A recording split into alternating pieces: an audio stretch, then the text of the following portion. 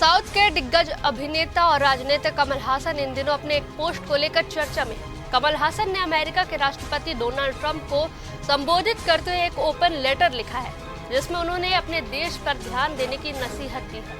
कमल हासन ने अपने आधिकारिक एक्स अकाउंट पर लिखा कि भारत एक आजाद और अपने फैसले खुद लेने वाला देश है और अब वह किसी दूसरे देश से ऑर्डर नहीं लेता। उन्होंने कहा कि देशों के बीच आपसी सम्मान ही दुनिया में शांति बनाए रखने का सही तरीका है।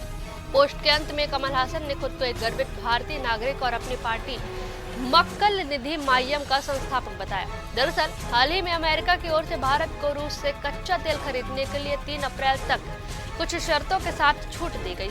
अमेरिका ट्रेजरी सचिव स्कॉट बेसेंट ने बताया कि राष्ट्रपति ट्रंप के ऊर्जा एजेंडे के तहत यह अस्थायी कदम उठाया गया है।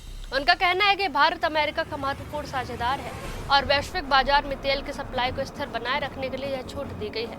वहीं मिडिल ईस्ट में बढ़ते तनाव और ईरान द्वारा स्ट्रेट ऑफ हॉर्मुज़ को ब्लॉक किए जाने के बाद वैश्विक तेल सप्लाई को लेकर चिंता बढ़ गई है, क्योंकि दुनिया की करीब 20% तेल सप्लाई इसी रास्ते से गुजरती है। हालांकि कमल हासन की यह पोस्ट सामने आने के बाद सोशल मीडिया पर उन्हें ट्रोल भी किया जा रहा है। कई यूजर्स सवाल उठा रहे हैं कि वह किस हैसियत से भारत की ओर से बयान दे रहे हैं, जबकि कुछ लोग इसे सिर्फ पब्लिसिटी स्टंट भी बता रहे हैं।